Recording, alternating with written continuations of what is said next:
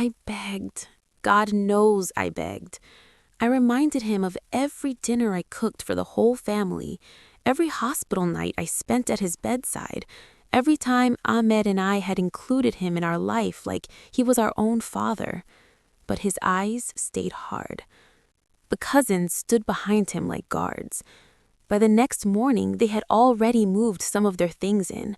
I was given one suitcase and told to leave the rest. I dragged that suitcase down the same stairs where Ahmed used to carry me when I was tired. The garden roses he'd planted for me looked blurry through my tears.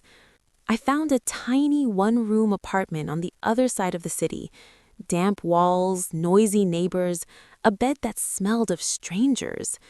Every night I lay awake listening to the ceiling fan creak, replaying the day Baba told me I wasn't family. The pain was so heavy I could barely breathe. I would whisper Ahmed's name into the darkness, hoping he could somehow hear me and come back. Days turned into weeks. I went back to teaching, forcing smiles from my students while my heart stayed frozen. Friends offered sympathy, but no one could give me back my home. The worst part was the silence from the family I thought loved me. No calls, no "how are you?" just emptiness where warmth used to be. I started going through the few papers I had managed to take with me. Old bank statements, faded photographs, the original sale deed of the house. And that's when I saw it.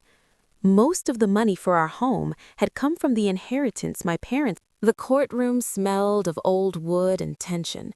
I sat on one side with my lawyer, wearing the simple white shalwar kameez Ahmed always loved.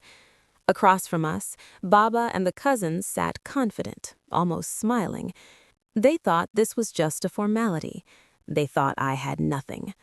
My lawyer stood and presented the evidence one piece at a time.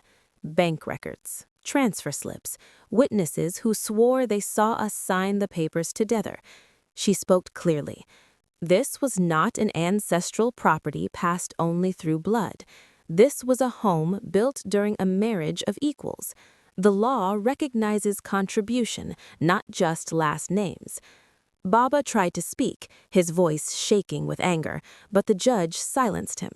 I watched his face change as the truth sank in. The smirk disappeared. His hands trembled on the table.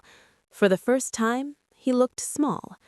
The verdict came like a quiet storm. The judge ruled in my favor. The house was mine. They had 30 days to vacate, and they were ordered to pay part of my legal costs. The courtroom fell silent, except for the sound of my own heartbeat. When the day came to move back in, I stood at the front gate watching them load their boxes into a truck. Baba paused on the steps, suitcase in hand, and looked at me. For a second, I thought he might say something. Maybe an apology, maybe another cruel word. He said nothing. I never imagined the man who promised me forever would slip away in a single heartbeat, and that the family I had loved as my own would turn their backs on me before his grave had even settled.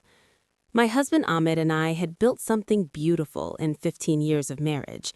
We didn't have children, but our love filled every room of the 2-story house we called home.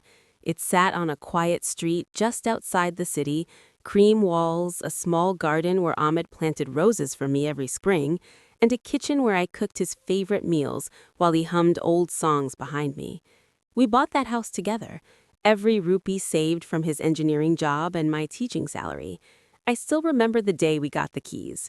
He lifted me in his arms right there on the doorstep and whispered, "This is our forever, John." I believed him.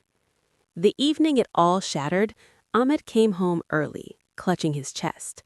"Just a little pain," he said, smiling weakly so I wouldn't worry. Minutes later, he collapsed in the living room. I screamed his name, dialed the ambulance with shaking hands, rode beside him while the siren wailed like my own heart breaking. At the hospital, the doctor's voice was gentle but final. "We did everything we could. I'm so sorry." I stood there holding his cold hand, the world tilting beneath me. The funeral was a blur of white flowers and murmured prayers. My father-in-law, the man I had called Baba for 15 years, held me